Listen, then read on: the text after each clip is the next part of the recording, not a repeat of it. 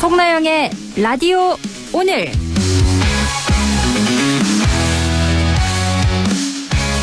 여러분 안녕하십니까? 송나영입니다. 구치소 수감 후 특검 소환을 잇따라 불응하고 있는 윤석열 전 대통령. 이번에는 구속 적부 심사를 청구했습니다. 구속 적부심이란 구속된 피의자가 자신의 구속이 과연 정당한지 법원의 판단을 다시 한번 요청하는 제도인데요. 형사소송법에 따르면 법원은 청구가 접수된 후 48시간 안에 피의자를 신문하고 수사 서류와 증거물을 조사해야 합니다. 이후 법원은 구속 요건과 절차 위반 여부, 증거인멸 우려 등 구금의 필요성을 들여다본 뒤 24시간 안에 석방 또는 기각 결정을 내리게 됩니다. 한편 윤 전 대통령은 부정선거 음모론을 주장하는 모스탄 교수와 접견하려고 했는데요. 모스탄 교수는 이재명 대통령의 청소년 시절을 두고 사실과 다른 발언을 해 물의를 일으킨 인물이기도 하죠. 수감 중에도 극우 세력과의 교류를 이어가는 윤 전 대통령. 이런 모습이 국민의 눈엔 과연 어떻게 비치고 있을까요? 안동문화방송 라디오 오늘 광고 듣고 시작합니다.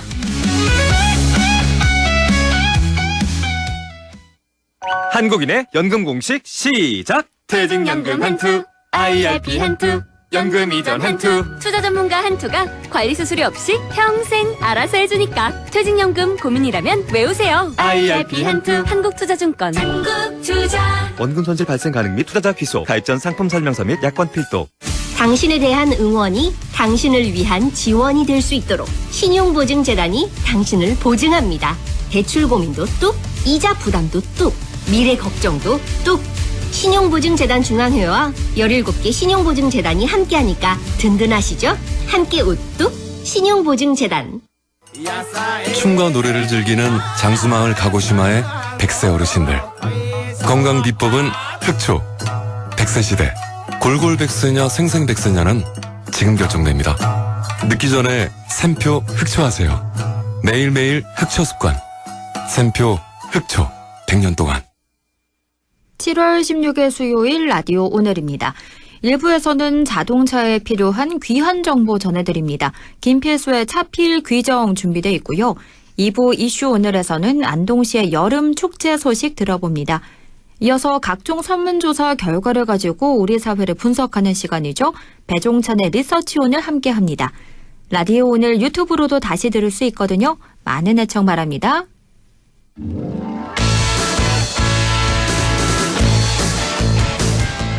차에 필요한 귀한 정보 전해드립니다. 김필수의 차필 귀정, 대림대학교 미래자동차학부 김필수 교수 연결해 이야기 나눠봅니다. 교수님 안녕하세요. 네, 안녕하세요. 네, 연일 폭염이 계속되고 있습니다. 이런 날씨에 사람뿐만 아니라 자동차 역시 폭염 스트레스를 받는다고 하던데요. 네. 일단 전반적으로 어떤 점에 주의해야 할까요? 일반 사람하고 똑같다고 보시면 좋을 것 같아요. 네. 자동차도 내연기관 중심으로 약 3만 개의 부품이거든요. 워낙 복잡하고 시스템적으로 그러다 보니까 이 온도가 많이 올라가게 되면 영향을 받을 수밖에 없습니다. 특히 이제 요새 이제 폭염 또 지역적인 이 국지적 폭우도 내리고 이 반복이 되는 것 같은데요. 네. 특히 폭염 온도가 많이 올라가게 되면은 생각지도 못한 것들이 많이 생겨요. 차도 고장 빈도도 올라갈 수도 있고요. 또 온도가 1, 2도 더 올라가게 되면 자동차 화재도 많이 생깁니다. 그러니까 화재로요. 이제 이 전기 내연기관차만 하더라도 달리면서 뜨거운 엔진의 열을 이 공기 그러니까 이제 바람에 의해서 식혀주는 이런 역할을 해줘야 되는데 이 뜨거운 열기를 온도가 높아지는 공기로 인해서 제대로 식혀주지 못하는 거죠. 그러다 보니까 이 화재로 이어지기도 하는데 그러다 보니까 특히 그 8년, 9년 된 중고차인 경우에는 더더욱 관리적인 부분들이 많이 필요하다는 측면에서 일반 다른 때보다도 자동차에 대해서 좀 더 신경을 쓰고 관리에 초점을 좀 맞춰야 된다고 보고 있습니다. 아하, 그렇군요. 이렇게 중고차나 노후 차량 같은 경우는 더 큰 사고나 고장 위험이 있기 때문에 더 조심해야 된다. 이렇게 말씀해 주셨는데요. 그리고 폭염 시에는 차량 안에 절대 두면 안 되는 물건도 있다면서요? 그렇습니다. 특히 이제 엔진 대시보드 위에다가 네. 예를 들어서 라이터라든지 스프레이 같은 것들 있죠. 이거 놓으시는 분 지금은 없어요. 어허, 근데 네. 이런 것뿐만이 아니라요. 심지어 음료수도 이 병째에 들어가 있으면 이 병이 일종의 렌즈 효과가 돼서 화재가 난 경우가 있습니다. 어허. 예, 그래서 차 안에다가 이런 거 놓으시면 안 되고, 특히 이제 폭염 속에 1년에 우리나라에서 몇 번 이런 것이 아직 있어요. 예를 들어서 이 사람을 이 뜨거운 열기에 예를 들어서 너 잠깐 여기 뭐 좀 가지러 갔다 와야지 해가지고 5분 10분 갔다 오는데요. 네. 만약에 이 뜨거운 열기 속에 엔진 꺼놓은 상태에서 뭐 노출이 되게 되면은 안에 못 견디거든요. 큰일 납니다. 어허. 그래서 사망사고도 있었고요. 특히 이제 요새 이 애완동물 뭐 이 반려동물 많이 키우지 않습니까? 네. 이거 이 잠깐만 5분이면 갔다 와 하면서 창문 조금 열어놓고 뭐 이 정도 공기 통하니까 괜찮지 갔다 오는데 큰일 납니다 이거. 절대로 그래요? 예 라이터 스프레이는 물론이고요. 살아있는 거 차 안에다가 이 폭염 속에서 놓으면 안 되기 때문에 그래서 이 폭염 속에 이 차를 주정차해 놓는 것보다도 가능하면은 실내나 지하 주차장 같은 데 들어가셔야 돼요. 음흠. 예, 제일 중요합니다. 그래서 네. 특히 아까 8, 9년대 노후된 차 같은 경우에는 더더욱이 햇빛에 노출되게 되면은 차가를 식혀줘야 되는데 식히는 게 아니라 이 폭염 속에 뜨거워진 상태이기 때문에 별로 좋지는 않거든요. 그래서 그렇군요. 되도록이면은 그늘진 곳으로 들어가라 이런 말씀을 꼭 드린 이유인데 특히 이 고속도로 휴게소 같은 데에서는 그늘진 곳이 없는 경우가 많지 않습니까? 네, 주차를 할 때. 많아요. 예, 그렇습니다. 그래서 그런 부분도 신경 쓰셔야 되고 또 특히 이 노후화된 차 같은 경우에는 이 휴게소마다 들려서 자주 들려서 차를 식혀주는 것이 가장 중요합니다. 어허. 그래서 뭐 집안에 1가구 2차량, 3차량이 있는 경우에 이 장거리 뛰시는 차량은 되도록이면은 주행거리나 연식이 가장 적은 모델을 가지고 운영하는 게 좋거든요. 네. 그래서 뭐 우리 집은 다 뭐 6년, 7년 됐어 그러면 뭐 방법이 없겠지만은 그래도 그 중에서 좀 최근에 이 차를 이 주행거리나 연식이 짧은 것들 이런 모델들이 훨씬 더 중요하다 볼 수가 있는데 물론 이런 것도 지켜주셔야 되지만은 더더욱 중요한 것이 자동차에 대한 관리적인 부분들 무엇보다 중요하지 않나 이렇게 보고 있습니다. 그렇군요. 관리 말씀해 주셨는데요. 이 폭염 때 차량 점검도 평소와 다르게 더 철저히 해야 한다고 하더라고요. 어떤 점을 그렇습니다. 더 꼼꼼하게 살펴야 될까요? 뭐 항상 자동차 정비하게 되면은 뭐 타이어라든지 또 예를 들어서 배터리 부분들 또 그밖에 워시액 특히 여름철에는 이제 워시액이라든지 와이퍼 앞유리 닦는 경우도 상당히 많이 있어요. 국시성 포구 같은 것도 있기 때문에. 네. 뭐 근데 제일 폭염 속에 중요한 것은 역시 타이어예요. 타이어. 이 아스팔트가 워낙 뜨겁기 때문에 제동을 하게 되면은 또 타이어의 열기가 한 5, 60도 넘기 때문에 이 전해지거든요. 그래서 타이어에 대한 공기압이 적정 공기압이 제대로 있는지가 중요하고 홈의 깊이, 트레드 홈의 깊이도 상당히 중요합니다. 그래서 타이어가 달릴 때 고속에서 순간적으로 파열이 된다든지 하게 되면은 대형 사고로 이어질 수가 있거든요. 그래서 네. 타이어에 대한 부분들 또 이 에어컨 필터 같은 거 실내에서 이 에어컨 성능이 좋은데도 불구하고 냄새가 많이 나는 경우가 있어요. 네. 이 경우에는 뭐 들어오는 공기 라인 자체가 곰팡이가 쓸었다든지 또 에어컨 필터가 오염이 되어 있는 경우도 있으니까 1년에 한 2번 정도는 에어컨 필터를 좀 갈아주셔야 되고 요새 에어컨 필터 같은 경우에는 가격이 차이가 좀 있는 것들이 있어요. 네. 근데 어떤 모델들은 미세먼지나 초미세먼지 좀 걸러주는 거 있어라고 하는데 실제로 걸러주는 거 있습니다. 오. 그래서 이런 것들은 예전에도 한국소비자원에서 시장에서 판매되는 시중에서 판매되는 에어컨 필터를 수거를 해서 검사를 해서 순위를 매겨놓은 것도 있어요. 네. 이런 것들도 한번 참조하시게 되면 어떤 모델들이 훨씬 더 효과가 있고 상대적으로 가격이 저렴하구나라는 것도 아실 수가 있거든요. 그래서 그런 어떤 이 전체적인 부분들 차량에 대한 점검 분명히 필요하지 않나 이렇게 좀 보고 있고 특히 이제 아까 이 폭염 속에서 노출돼 있을 때 이 차량의 상태를 말씀드렸는데 이 온도가 워낙 높습니다. 네. 그래서 예전에 어떤 거 보게 되면은 엔진 보닛 위에다가 달걀 프라이 해 먹는 이런 그 에피소드도 있거든요. 아하, 그 정도로 뜨겁군요. 실제로 달걀 프라이가 됩니다. 어허. 네, 그래서 특히 엔진 유리 안쪽의 대시보드 같은 경우는 더더욱 뜨겁기 때문에 혹시 뭐 1시간 더 노출되어 있는 차량 안으로 들어갈 때도 그 열기도 굉장히 중요하지만 운전대는 이런 게 워낙 뜨거워서 실제로 화상이 입을 수가 있습니다. 그러면 만약 네. 주차를 실내나 지하 주차장에 하지 못할 경우에는 가리개 같은 거 설치하는 게 필요하겠네요. 좋죠. 그래서 어떤 분들은 갖고 다니시면서 엔진 그 앞유리 쪽이라느냐 뒷유리 쪽에 그 가리개 같은 것들 요새 판매도 하고 있고 네. 가지고 다니시는 분들이 있는데 이거 좋습니다. 어허. 특히 가리개가 없는 경우에 이 앞유리 쪽에서 가장 이 직사광선에 노출되는 것이 뭐냐면은 영상 블랙박스예요. 지금 전체 자동차의 약 80%가 영상 블랙박스 있지 않습니까? 네. 이거 앞유리 위쪽에 위치하고 있거든요. 그리고 뭐 내비게이션 같은 경우에도 애프터마켓으로 구입하는 경우에 엔진 대시보드 위에 내비게이션이 있는데 이 영상 블랙박스나 내비게이션은 가격 좀 높지 않습니까? 그렇죠.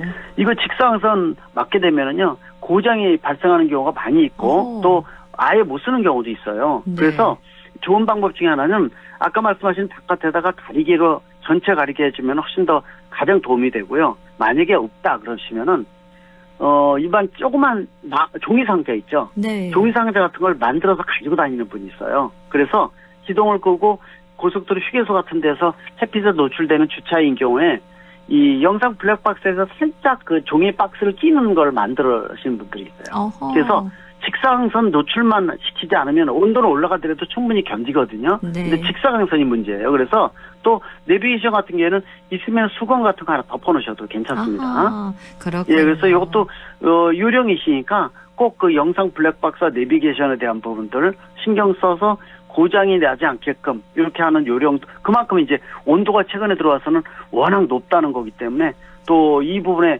그리고 이제 처음에 1시간 동안 주차해놓고 뜨거운 열기를 빼는 방법도 요령을 터득하셔야 돼요. 네. 그냥 바로 탑승하지 마시고요. 문을 열면 안에 이 폭염으로 인해서 열기가 엄청나지 않습니까? 네, 그래요. 이 경우에는 대각선으로 문을 열어서 한쪽 문을 가지고 열었다 닫았다 반복하면은 반대쪽으로 그 뜨거운 열기가 빠져나오거든요. 오호. 그렇게 여러 번 한 다음에 탑승을 하게 되면 열기가 좀 빠진 상태고, 그 다음에 이 시동을 걸고 창문을 모두 내려놓고 에어컨을 최대로 켜서 나머지 열기를 빨리 빼내면은 훨씬 더 차가 빨리 시원해지고 또 에어컨으로 인해서 연료 절약도 빨리 될 수가 있으니까 그런 방법도 나름대로 터득하시는 게 중요하다고 볼 수가 있습니다. 네, 그것도 하나의 방법일 것 같은데요. 그리고 폭염 때 장시간 에어컨을 틀게 되면서 졸음운전 사례가 더 늘어난다고 하더라고요. 이건 어떻게 예방해야 될까요? 실질적으로 이 차를 운전하게 되면 위험한 경우가 굉장히 많이 있거든요. 네. 그래서 특히 이제 운전을 하실 때 이 안에 있는 이산화탄소 배출 같은 것도 중요해요. 예를 들어서 이 차 안에 이 성인들이 많이 탑승해서 한 4명 탑승하게 되면은 성인들이 입에 뿜어져 나오는 이산화탄소량이 많아지면은 이 실내 환기를 안 시키게 되면은 졸음운전도 유발시킬 수가 있습니다. 어허. 네, 그런 것들도 신경을 쓰시면 좋을 것 같고, 일단은 노후화된 차량일수록 사람과 똑같이 휴게소마다 자주 쉬는 것이 중요하다. 그리고 또 어떤 중고차인 경우에는 엔진 오일이나 아니면 냉각수가 줄어드는 차가 있어요. 조금씩 먹는다 그랬죠. 네. 이럴 경우에는 냉각수 대신 이제 이 수돗물 한 통을 가지고 다닌다든지 또 엔진 오일을 또 일부 조금씩 보충을 하면서 다니시는 분들도 있거든요. 네, 그래서 굉장히 중요하고 또 이 실내 공기를 외부 유입 모드로 해놓는 게 좋습니다. 그러면은 외부의 공기가 실내로 유입되고, 그렇게 하더라도 공기가 완전히 회복이 되는 건 아니니까 1시간 정도마다 창문을 내려서 이 공기를 한 번씩 이 교체하는 이런 이 습관도 굉장히 중요한데, 덥다고 열질 않고 겨울에도 또 히터 켜고 춥다고 또 뭐 창문 안 여는 경우 많이 있거든요. 네. 예, 그런 것들도 신경 쓰시면 좋을 것 같습니다. 네, 최소 1시간마다 실내 환기가 꼭 필요하다 말씀해 주셨고, 이 여름철에는 폭염뿐만 아니라 폭우 또 태풍까지 발생할 수 있는데 운전자들이 더 주의해야 하는 때가 여름이 아닐까 싶습니다. 그럼 우리 맞습니다. 운전자들을 위해서 당부의 한 말씀 해주실까요? 일반 아무리 차에 대한 준비, 완벽하게 준비가 된다 하더라도 운전할 때 이 안전운전이 가장 중요합니다. 그리고 네. 장거리 운전할 때는 특히 이제 졸음운전이 발생할 수 있으니까 이 교대운전도 굉장히 중요하다 이렇게 보고 있고, 자주 쉬면은 그만큼 피로감도 덜할 수가 있거든요. 그래서 이 나의 안전운전이 가장 중요하다는 거. 요새 아무리 뭐 자율주행 관련 첨단 장치가 있다 하더라도 결국은 사람이 얼마만큼 안전운전하느냐가 모든 걸 좌우할 수 있다는 거. 그리고 이 날씨에 대해서 좀 또 교통정보에 대해서 우리가 철저하게 들으시고, 내가 가는 초행길 또 이 멀리 가게 되면은 그러한 날씨 변화로 인해서 상당히 좀 심각한 영향을 받을 수가 있어요. 특히 국지성 폭우나 이런 걸로 인해서 시간당 수십 미리 이상 내리게 되면은 침수도로도 많이 발생할 수가 있거든요. 네. 그래서 더더욱이 아까 처음에도 제가 화재도 늘어난다고 말씀드렸잖아요. 네. 그래서 그런 고장은 물론이고 또 안전에 대한 부분으로 사고까지 일어날 수 있다는 거. 그래서 안전운전에 대한 인식, 졸음운전은 특히 피하시면 더더욱 좋을 것 같습니다. 네. 지금까지 김필수의 차필 귀정 대림대학교 미래자동차학부 김필수 교수와 이야기 나눴습니다. 오늘 말씀 잘 들었습니다. 고맙습니다. 네, 감사합니다. 라디오 오늘 2부에서 뵙겠습니다.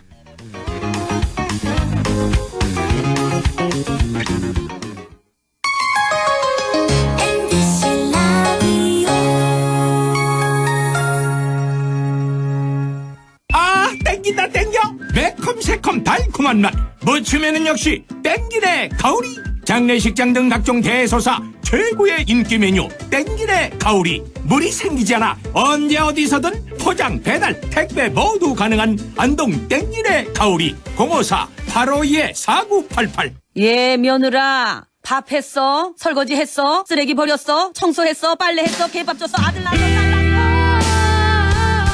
아무것도 안 하고 싶다. 이미 아무것도 안 하고 있지만 더 격렬하게 아무것도 안 하고 싶다. 지금은 그냥 라디오만 듣고 싶다. MBC 라디오. MBC 라디오 라디오 청취자 10명 중 4명이 듣는 방송 국가대표 라디오 MBC 라디오. 오늘도 안전하게 음주운전 예방수칙 알려드립니다.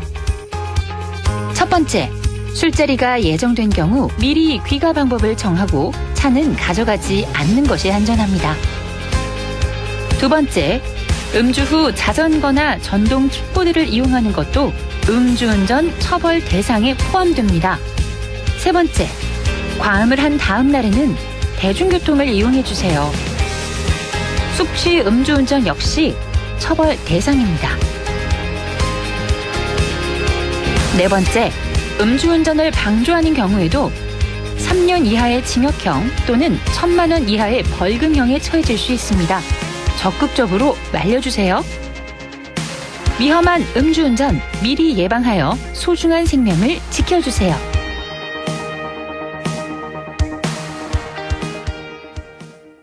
도움의 손길을 내미는 마음이 오늘의 유관순이 됩니다. 편견 없는 세상을 꿈꾸는 뜻이 오늘의 김구가 되고 소외된 이웃을 위한 헌신이 오늘의 안중근이 됩니다. 다른 시대 같은 마음, 마음은 이어집니다. 공익광고협의회 100.1 MBC 라디오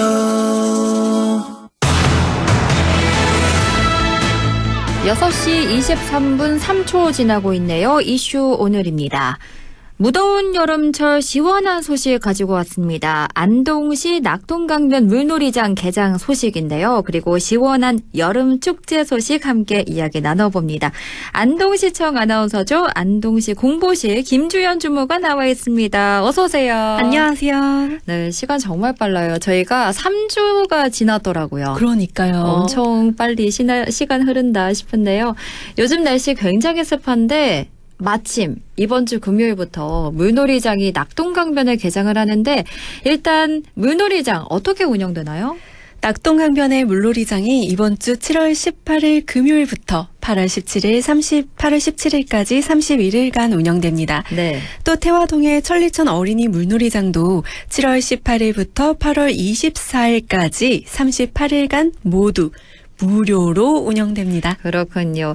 낙동강변 물놀이장이 개장을 한 만큼 또 재미있는 여름 이벤트가 준비돼 있다고요? 네, 여기에 맞춰 한여름을 더 재밌게 보낼 수 있도록 축제 2개를 연계했습니다. 먼저 여름을 시원하게 날려줄 수 페스타가 이번 주 토요일부터 9일간 열리는데요. 대형 물놀이장과 낙동강 위에서 즐기는 수상놀이, K-팝 가수들을 볼 수 있는 썸머 나이트도 준비됩니다. 네. 또 축제장의 분위기와 편안함을 모두 즐기는 캠핑, 물놀이장 바로 옆 텐트 아래에서 즐기는 프리미엄 존, 그리고 밤을 아름답게 수놓는 불꽃놀이까지 볼 수 있습니다. 그렇군요. 수호 페스타 하나씩 조금 더 살펴볼게요. 일단 물놀이장은 어떻게 준비되어 있나요? 대형 풀장 3개와 어린이용 풀장 1개, 물 위에서 즐기는 놀이기구까지 있습니다. 특히 튜브 슬라이드와 워터 슬라이드는 어린아이부터 어른까지 스릴 있게 즐길 수 있는 놀이기구인데요. 네. 안전요원도 옆을 계속 지키고 있으니 걱정 없이 재밌게 즐겨보세요. 그리고 이런 대형 물놀이장도 준비되어 있고 또 낙동강에서 즐기는 수상놀이가 따로 준비되어 있는 거죠? 네, 낙동강 위에서 패들보드와 수상 자전거를 탈 수 있어요. 패들보드는 수페스타 홈페이지에서 사전에 예약하면 되고요. 수상 자전거는 현장에서 예약을 받는다고 하네요. 그렇군요. 또 프로그램 중에 가수들이 오는 썸머 나이트가 있는데 여기엔 누가 오나요? 먼저 저녁 6시 30분이 되면 지역의 예술단들이 공연을 펼치고요. 네. 저녁 8시가 되면 유명한 가수들도 옵니다. 축제 첫날인 7월 26일 토요일에는 엄마 아빠들이 좋아하실 박상민과 깜찍한 여자 아이돌 빌리, 7월 27일 일요일에는 그리나다와 머시베놈, 8월 1일 금요일에는 허니버즈와 DJ 가통, DJ 수라, 8월 2일 토요일에는 개인적으로 너무 기대되는데요. 네. 누굴까요? 누가 오나요? 여름이면 가장 핫한 워터밤에서 화력이 어마하신 분이에요. 바로 언더워럴 곡이 유명한 권은비, 그리고 송미의 밴드도 오고요. 네. 마지막 8월 3일 일요일에는 바캉스 노래에 빠질 수 없는 스컬앤하, 또 비스타가 옵니다. 그렇군요. 어마어마한 출연진이 있는데요. 썸머 나이트 너무 기대되고요.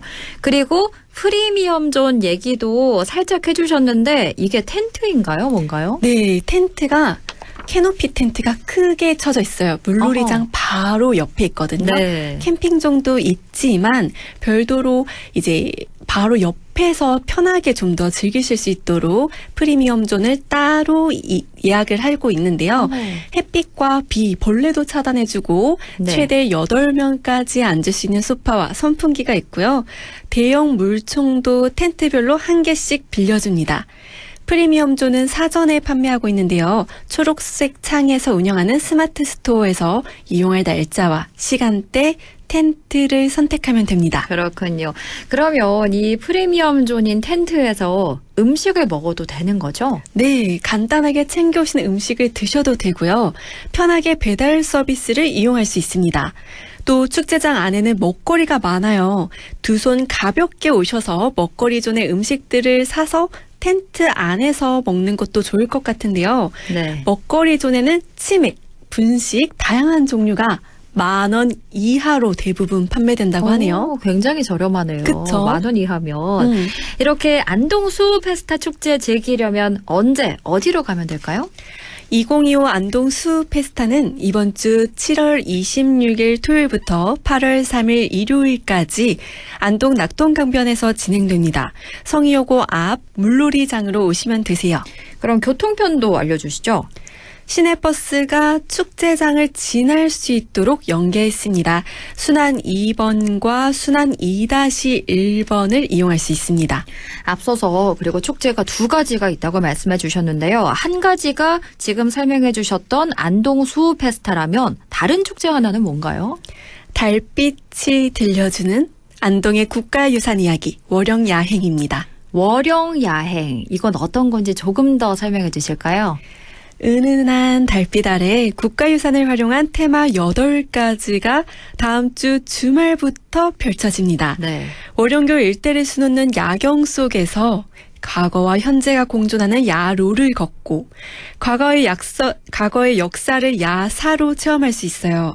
또 국가유산의 이야기를 전하는 야설, 과거와 현재를 이어보는 야화, 다양한 먹거리가 있는 야식, 고택에서의 하룻밤을 묵어가는 야숙, 과거의 시장을 엿볼 수 있는 야시가 펼쳐집니다. 그렇군요. 말씀해 주신 이 테마 8가지가 야경, 야로, 야사, 야설, 야화, 야식, 야숙, 야시인 거죠. 네. 그러면 이 테마 8가지 중에 먼저 야경 얘기를 좀 해주실까요? 방문객들의 마음을 밝혀줄 등간을 월용교에 달아뒀습니다. 혹시 썸남 썸녀가 있다면 이곳을 함께 걸어보세요. 몽글몽글 사랑이 피어오를 거예요. 또 빛으로 연출한 미디어 파사드 공연을 안동 시립박물관 외벽에서 볼 수 있는데요. 디지털 조명과 영상을 활용한 볼거리가 화려하게 펼쳐질 거예요. 그렇군요. 테마 야사에서는 어떤 걸 즐길 수 있나요? 세계유산과 관련한 퀴즈 대회가 열리는데요. 장원급제를 꿈꾸는 꼬마 선비들을 대상으로 사전 접수와 현장 접수를 받습니다. 야설에서는 어떤 콘텐츠를 즐길 수 있을까요? 안동의 흥이라고 하면 빠질 수 없죠. 하회 별신구 탈놀이와 노다리 밟기를 계몽나루 공연장에서 볼 수 있고요. 선성형 객사에서는 국악 공연도 열립니다. 제가 국악을 정말 좋아해서 작년에도 이곳을 찾아갔었는데요. 달빛 아래에서 듣는 전통적인 선율이 감명 깊더라고요. 그리고 조선의 이야기를 바탕으로 인형극이 민속촌 부근 남반고택에서 진행됩니다. 그렇군요. 정말 다양한 공연들이 펼쳐지고요. 야화는 어떤 내용이 준비되어 있나요? 월용교의 의미를 새겨준 원희 엄마 아시죠? 올해는 새롭게 타임머신을 타고 조선시대의 저작거리로 초대합니다. 축제장 이곳저곳에서 과거의 보부상들을 재현한 모습을 볼 수 있어요. 월용 보부상에게 말을 걸어보시는 것도 추천합니다. 그것도 재밌을 것 같고 야식 이건 먹거리겠죠? 맞습니다. 축제하면 빠질 수 없는 먹거리입니다. 입맛 따라 취향 따라 즐길 수 있는 푸드트럭이 영락교에 줄지어져 있습니다. 또 올해는 월영객주에서 막걸리를 마시면서 보부상들의 공연도 볼 수 있어요. 월영 야행 즐기려면 언제 어디로 가면 될까요? 다음 주 8월 1일 금요일부터 8월 10일 일요일까지 월용교 일원으로 오시면 돼요. 저녁 6시부터 밤 10시까지 운영합니다. 교통편도 알려주실까요? 안동댐의 인근을 편하게 즐길 수 있도록 셔틀버스를 구간 2개에 나눠서 운영합니다. 저녁 5시부터 밤 11시까지 계몽나루와 낙동강변 주차장을 오가는 버스, 또 계몽나루와 세계 물포럼 기념센터, 유교랜드를 오가는 셔틀버스가 있습니다. 자세한 건 공식 홈페이지를 확인해 주세요. 네, 이렇게 수호페스타와 월영 야행 이야기 나눠봤는데요. 먼저 수호페스타는 7월 26일부터 8월 3일 안동 낙동강변에서 즐길 수 있고요. 월영 야행은 8월 1일부터 10일까지 저녁 6시부터 밤 10시까지 월영교 일대에서 즐길 수 있으니까요. 무더위 물리치시기 바랍니다. 그럼 저희 3주 뒤에 또 뵙겠습니다. 네, 즐겁고 유용한 안동 소식으로 또 찾아뵐게요. 네, 고맙습니다. 지금까지 안동시청 아나운서 김주연 주무관과 함께 이야기 나눴습니다. 라디오 오늘에서는 청취자 여러분의 참여를 기다리고 있습니다. 우리 지역에서 발생한 사건 사고 소식이나 함께 토론하고 싶은 내용을 안동 MBC 홈페이지 라디오 오늘 게시판에 올려주시기 바랍니다. 전화와 문자 참여도 하실 수 있습니다. 전화는 851국에 7191번, 문자는 샵 0913번으로 보내주시면 됩니다. 문자는 단문 50원, 장문 100원의 정보 이용료가 있습니다. 여러분의 많은 참여 바랍니다.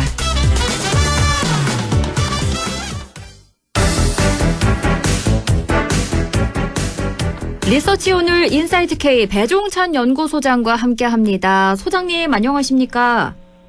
안녕하십니까, 배종찬입니다. 네, 새 정부의 장관 후보자들에 대한 인사청문회가 이번 주 내내 계속되고 있는데요. 오늘이 4회째입니다. 가장 주목받고 있는 후보자로는 누굴 꼽으시겠습니까? 우선 강선우 여성가족부 장관 후보자 이야기를 안 할 수가 없겠죠. 왜냐하면은 지난 월요일 인사청문회가 진행되고 난 이후, 진행되는 중에, 또 진행되는 후에도 계속해서 지금 모든 관심과 또 시선은, 화제는 강선우 후보자 중심으로 집중이 돼 있거든요. 쏠려 있거든요. 그럴 수밖에 없는 이유가, 다른 경우에는 대부분 이제 외부로부터 제기되는 의혹인데, 첫 번째로는 강선우 후보자와 관련해서는 민주당 전현직 보좌진들 중심으로 해서 집중적으로 뭐 제보라든지 또는 부적격성이라든지 이런 부분들이 이제 제기되고 있다는 것이거든요. 그래서 이것이 그만큼 민주당으로서도 대통령 또 대통령실도 부담이 되는 것이거든요. 그러니까 국민의힘의 공세라면 그렇게 이 강한 존재감을 못 보여주는 국민의힘의 상황을 인식한다면 그다지 크게 부담이 안 될 수도 있는데 내부에서 그것도 국회의 중추적 역할을 하고 있는 보좌진에서 이건 안 돼요 라고 이야기가 나오기 때문에 그만큼 타격이 치명적일 수밖에 없는 것인데 그게 이제 강선우 이 여성가족부 장관 후보자거든요. 네. 이 첫 번째로 이제 보좌진이 계속해서 갑질 의혹이 계속 나온다는 겁니다. 한 방송사는 이 한 보좌진 바로 이제 갈등을 빚고 있는 또 의혹이 이 제기된 그 이제 보좌진이 되겠죠. 나누었던 문자 대화 등을 확보하고 있다 이런 이야기를 하고 있기 때문에 이 부분도 상당히 좀 강선우 후보자에게는 부담이 되는 사안이고 또 하나가 이제 재산과 관련된 부분인데 그래도 지난 5년간 세비를 받은 걸 계산하거나 또는 배우자인 남편의 재산 수입을 포함한다면 상당 금액이 될 텐데 실제 공개된 재산액은 얼마 되지가 않아요. 그래서 이 부분이 사실 확인이 안 되고 있는데 그러면 이제 자료를 뭐 소득증명서라든지 이 급여 계좌 이체된 내역서라든지 이런 부분들을 제출하는데 제출을 안 하고 있어요. 네. 그다음에 이제 마지막이 뭐냐면 선거 운동을 하면서 사적으로 고용되었던 이들이 뭐 두 사람으로 그렇게 지금 밝혀지고는 있습니다만 또 임금 체불에 관련된 이제 민원 이 부분이 이제 제기가 된 부분입니다. 그러니까 이제 공적으로 기용이 된 보좌진이 아니라 그래서 5년간 46명 강선우 후보자 측에서는 아니다 20몇 명이다 이렇게 이제 이야기를 하는 그 인력들 말고 별도로 사적으로 고용했는데 이게 뭐 급여가 주기로 했던 비용이 맞지 않았나 봅니다. 그러다 보니까 이게 이제 갈등이 생기면서 이제 민원 제기가 임금 체불과 관련된 부분이 이제 진정서가 들어가 있는 그런 내용이니까 다른 내용보다는 지금 무엇보다도 이 보좌진 관련된 보좌진의 반발, 네. 민주당 보좌진들의 반발을 과연 어떻게 민주당과 대통령실이 인식하느냐 이 부분이 지금 강선우 후보자에게 강력하게 꽂혀 있는 그런 인사청문회 논란으로 보입니다. 현역 불패냐, 낙마자가 나오냐 이게 또 하나의 관전 포인트일 것 같은데 어떻게 전망하십니까? 글쎄요, 고심이 클 것 같아요. 근데 이제 일단은 오늘 내일 정도의 여론을 볼 겁니다. 그리고 이제 오늘이 수요일이니까 오는 금요일에는 상당히 우리 시간에도 신빙성이 있고 신뢰성이 있는 데이터로서 소개를 해드리는 한국 갤럽의 이 주중 조사 결과가 발표가 되거든요. 네. 화수목 조사가 된 것이 이제 금요일 발표되는 것이 대통령 지지율에 어떤 영향을 주었느냐, 또 대통령 국정 운영에 대해 부정적으로 평가하는 이유에서 인사가 어느 정도 들어가냐, 혹여 이제 개인의 이름이 올라올 수 있습니다. 강선우 또는 이진수.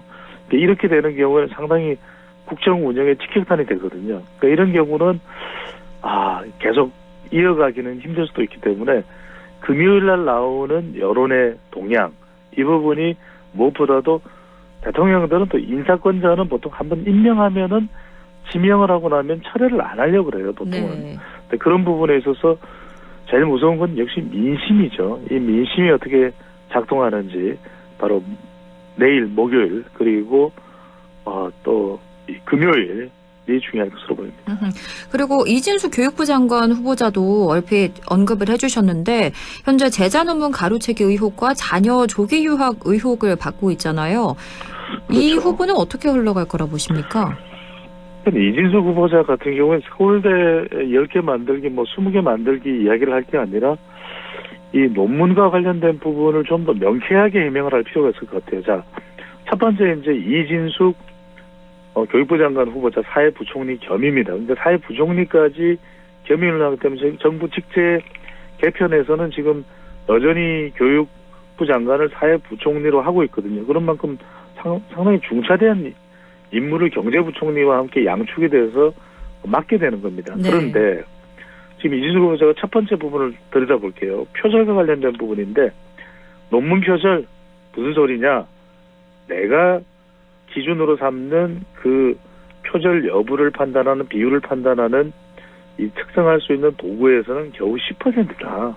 그러니까 10% 표절이라는 것은 표절도 아니고 그리고 크게 문제되지 않는다. 이렇게 이제 판단하고 있는 것 같아요. 근데 문제는 뭐냐면 제자의 논문을 표절했다는 의혹이거든요. 근데 여기서 이제 중요한 거는 우리 또 앵커나 또 우리 청취자분들 생각을 해보시면 그러면은 지금 이진숙 후보자는 사실상 그 제자의 논문을 표절했다는 거지만 그 논문은 사실 내 논문이다. 그러면 이게 더 꼬여요. 그러면 지도 교수가 작성한 논문인데 석사학위 논문으로 할 수 있습니까? 네, 그렇죠. 그것도 말이 안 되잖아요. 그것도 석사학위 논문으로 발표되기 전에 어디에서 이렇게 발표를 했다면 이 부분은 지금 정교조에서도 아니라고 이야기를 하고 있고 또 상당히 지금 참여연대 같은 곳에서도 반발이 나오고 있는 상황이거든요. 그러니까 네. 지금 또 하나의 의혹과 논란이 이 부분은 이진숙 후보자가 사과를 했어요. 자녀인데 서울대 10개 만들기를 하겠다라고 이야기를 하고 있는 강조하고 있는 이건 이 지방 공교육 특히 이제 이 대학 교육을 경쟁력을 강화하겠다는 거잖아요. 근데 자녀는 또 해외에서 교육을 시켰으니 근데 여기에 대해서 뭐라고 얘기를 하냐면 1년간 연구년을 위해서 이제 해외에 나갔었는데 그렇게 어린 자녀가 이게 뭐냐면 그 일정한 연령대의 이상에서는 이제 부모가 동반해서 유학을 해야 되는데 그렇지 못한 경우에는 그건 불법 유학이 되는 것이거든요. 네. 그러면 그 부분에 대해서 아이가 그렇게 강하게 원했다. 어떻게 부모로서 그걸 외면할 수가 있느냐. 그럼 지금 이걸 듣기에 따라서는 아이가 정말 원하면 불법이라도 부모는 들어줘야 된다. 이야기해야 되는 것이거든요. 네. 그러니까 이거를 교육부 장관이 이야기를 한다면 이건 정말 또 어처구니가 없는 상황이 되거든요. 그렇죠. 그래서 이게 이진숙 장관 후보자는 설명 자체도 이게 교육계에서도 지금 받아들이지 못할 정도로 왜냐하면 그러면 자녀에게 불법을 이야기하고 곤란하다. 아무리 네 열정이 있다 하더라도 그것은 교육을 하는 또 교육자인 나로서는 부모로서는 받아들이기 힘들다. 지금 배우자가 다 교육자인 교수로 알고 있어요. 근데 네. 이제 이런 상황이 벌어지고 있어서 상당히 지금 인사권자는 고심스러울 거예요. 근데 이제 며칠 전에 어떤 일이 있었냐면은 이 보수 농객들 정규재 전 논설위원을 이 식사에 초대를 해서 이제 식사를 하는 자리에서 정규재 전 논설위원이 그 이야기를 했다는 거죠. 이재명 대통령에게 이진숙은 안 됩니다. 그러니까 이제 대통령의 답변이 내가 추천한 사람 아닙니다. 이렇게 이야기를 했다는 거예요. 네. 그럼 이게 대통령이 추천한 사람도 아닌 사람이라면 대통령은 이런 사실조차 몰랐다는 것일 수 있거든요. 그러면 누가 추천을 했는지 이쯤 되면 추천자를 밝혀야 되는 거예요. 이제 대통령이 이 관련되는 사실을 모르고 추천한 사람의 말만 믿고 이 사람을 사회부총리 겸 교육부 장관으로 지금 지명을 해놓은 상태라면 그 사람의 영향력이 엄청나다는 것이거든요. 그러니까 네. 더 이게 꼬리에 꼬리를 물고 논란이 됐어요. 가령 뭐 이제 우리 청취자분들도 그렇지 않습니까? 왜냐하면 인사검증이라는 것은 대통령의 책임하에 이루어지는데 그것조차도 통과될 정도로 그렇게 실세 추천자가 누구냐? 김민석 국무총리는 아닐 것 같은데 왜냐하면 본인이 워낙 청문회에서 혼쭐이 났지 않습니까? 그러니까 더 이런 내용들을 알고서 대통령에게 그냥 이 사람은 서울대 10개를 능히 만들 수 있는 사람이라면서 추천하지는 않았을 것 같은데 그래서 지금 이진숙 후보자의 경우에도 계속 논란이 되고 있습니다. 그러면 지금 논란이 되고 있는 인물들이 장관으로 임명이 됐을 때 대통령 국정수행 평가나 여당의 지지율이 떨어질 수도 있다고 보십니까? 약간의 영향을 줄 수는 있겠죠. 그런 이제 일종의 카오스 효과, 일종의 버터플라이 이펙트, 나비 효과는 있겠죠. 왜 이쪽에서 물결 친 게 그다지 거리도 멀지 않은 대통령의 국정 운영 지표까지 옮겨가는 것은 그다지 뭐 이상할 일이 없는 것이거든요. 그런데 지금 워낙 대통령이 거침없이 하이킥 또 속도감 있는 국정 운영을 하고 있기 때문에 좋은 평가를 받고 있어요. 이재명 대통령 입에서는 별로 싫은 이야기 안 나옵니다. 심지어는 직원들을 식당에 불러서 소맥도 말아주고 소주와 맥주, 그죠? 네. 그리고 이런 대통령의 모습은 점수가 올라가는 거거든요. 것이거든요. 그러니까 오죽했으면 대통령도 이진숙 후보자는 안 됩니다. 이렇게 하니까 내가 추천한 사람 아닙니다. 이렇게 이야기를 할 정도로 이런 좀 위태로운 부분에 대해서는 선을 긋고 있거든요. 네. 그래서 이제 이런 거겠죠. 이 대통령으로서는 이미 이제 국무총리는 통과가 됐으니까 국무총리 역할을 하고 있으니까 다른 장관은 논란이 어떻든 저떻든 간에 다 통과시키겠다라고 이렇게 가기는 대통령실도 부담스러울 거예요. 더군다나 이제 지금 민주당의 보좌진들이 지금 발끈하고 있는 상황이기 때문에 대체로는 당장 결정은 안 하고 여론 추이를 보고 한국갤럽의 지표 또 대통령실에서도 이런 여론조사를 하거든요. 빅데이터는 안 좋아요. 지금 그래서 빅데이터 상으로 보면 상당히 부담스러운데 또 강선우 후보자의 경우에는 현역 의원이거든요. 현역 의원이면서 또 상당히 그동안 보좌진에 대해서 이럴 줄은 잘 몰랐죠, 사람들이. 근데 네. 상당히 이미지 관리를 잘해와서 김병기 원내대표도 상당히 두둔하는 그런 또 이야기를 하기도 했었고, 대통령은 대통령하고 또 강선우 후보자하고는 한도 장면에서, 구체적으로 말씀은 안 드리지만, 한 장면에서 상당히 가까운 장면이 또 영상으로 공개되기도 했습니다.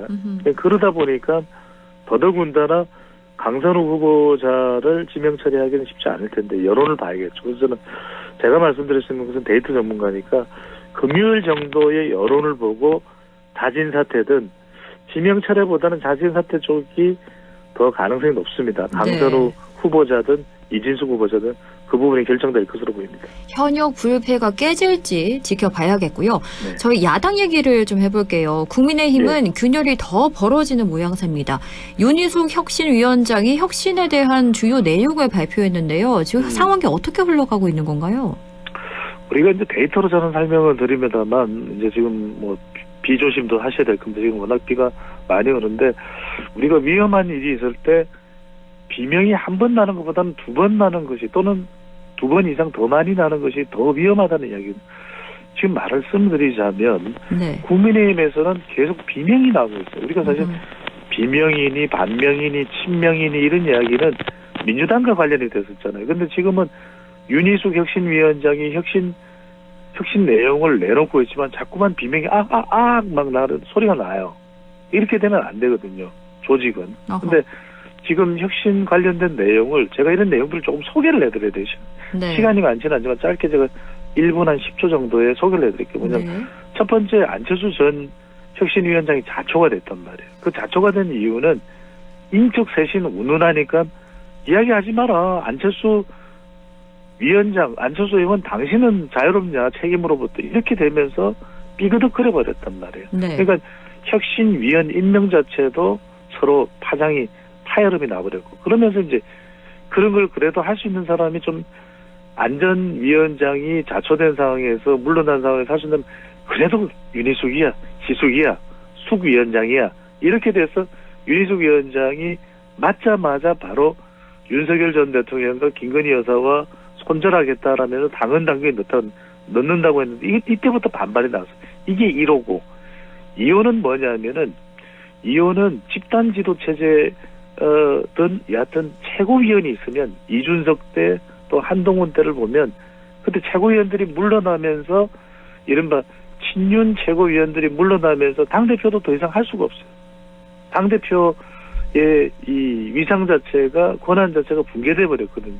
그걸 안 만들려고 윤희숙 위원장이 그러면 단일 지도 체제 그것도 당대표가 최고위원까지를 결정을 하나 최고위원을 누가 될지는 당대표가 결정하라. 그건 무너질 일이 없거든요. 그 다음에 세 번째는 뭐냐면, 하도 이제 인적 쇄신 이야기가 나오니까 이건 어려운 이야기인데, 아예 사람으로 못을 박아버렸어요. 뭐라고 이야기를 했냐면, 나경원, 윤상현, 서원석, 지금 비대위원장이죠. 윤희숙 혁신위원장을 임명한 사람이에요. 그 다음에, 누구죠? 장동혁 의원. 장동혁이죠. 그러니까 이런 사람들을 아예 검역을 해버린 거예요. 그럼 여기에서는 지금 당대표에 나갈 수도 있는 사람이고 그 당대표는 그 당대표 주도로 당을 이끌어 나갈 사람인데 네 사람 책임지세요. 이렇게 이야기를 해버려요. 더군다나 임명을 해서 송원석 원내대표와 겸 비대위원장까지 이러다 보면 이게 이제 책임을 져야 된다는 공감대는 분명히 있습니다. 근데 네. 이 방식으로 지금 윤희숙 방식, 이른바 윤희숙 웨이, 윤희숙의 길, 윤희숙의 방향 이대로 가는 것이 혁신이 되는 건지 아니면 반발하는 사람들로 인해서 이른바 아수라장이 되고 아마겟돈이 되는 건지 네. 이걸 이제 상당히 노심초사하고 있고 지금 당이 어수선한 상태거든요. 그래서 지금 한마디로 국민의힘 내부상을 제가 이 데이터 분석하는 제가 말씀드린다면 제로 상태다. 어허. 그렇군요. 또 난감하네 라는 말씀밖에 드릴 수 없는 상황으로 보입니다. 야당은 현재 내홍이 깊어지는 상황이고 저희가 여당 얘기도 해볼게요. 민주당 당대표를 선출하는 전당대회가 이제 보름 정도 남았는데요. 정청래 의원과 박창대 의원이 용호상박 대결이 펼쳐지고 있습니다. 현재 판세 어떻게 분석하십니까? 그렇죠. 지금 이제 용호상방입니다. 말 그대로 지금 이제 정청래 의원이 어떤 얘기, 오늘 이제 1차 TV 토론도 가졌죠, 이미. 근데 네. 이제 어떤 얘기를 하냐면 시간이 많지 않으니까 짧게 말씀드리면 네. 자꾸 하고 싶은 거예요. 정청래 의원은 이번엔 내가 좀 하자. 박찬대 의원보다 나이도 2살인가 많습니다. 그러다 보니까 내가 태종이다. 그리고 우리 박찬대 의원은 세종이다. 그러니까 내가 하고 나서 당신 해라. 어차피 1년밖에 못하지 않냐. 그러니까 이제 대체로 어떤 이야기를 하냐면 박찬대 의원이 관리 비서형이고 이재명 대통령과 가깝다라고 이제 인식되고 이제 명심이 여기 힘이 실려있다고 보는 거거든요. 반대로 이제 정청래 의원은 좀 돌발 발언도 하고 또 자기 소신도 있고 그러니까 이 사람은 관리 비서형이 아니다. 그리고 이제 경기지사 선거 때 이 이재명 후보가 아니라 민주당 내에서 전해철 후보 쪽에서 또 지원을 했다 이런 이야기가 나오는 것이거든요. 네. 그래서 그때 이 이재명 경기지사 후보를 당내 후보를 공격했다 이러면 이제 소환이 되면서 구원 이전에 그런 서로 간에 또 안 좋았던 일이 있는 거 아니냐. 그걸 또 싹 이제 그게 뭐 중요하냐. 지금이 더 중요하지 하면서 일을 지금 더 잘할 수 있고 오히려 대통령은 국합으로서 온화하게 중도 보수를 포용하시고 지금 이 내란 정당인 국민의힘을 타도 대상으로 할 수 있는 것은 나밖에 없다 이런 얘기를 하고 그런 있는데 상황입니다. 그래서 이제 정청래 의원이 좀 경쟁력을 상당히 지금 나오고 있는 여론의 흐름입니다. 수치는 말씀하신. 일단 8월 2일 민주당 당대표가 선출되는데요. 일단 이번 주말부터 전당대회 순회 경선 시작되니까요. 두 분 표심잡기 경쟁 어떻게 흘러갈지 함께 지켜봐야겠습니다. 지금까지 리서치 오늘 인사이트 K 배종찬 연구소장과 함께했습니다. 오늘 말씀 잘 들었습니다. 고맙습니다. 감사합니다.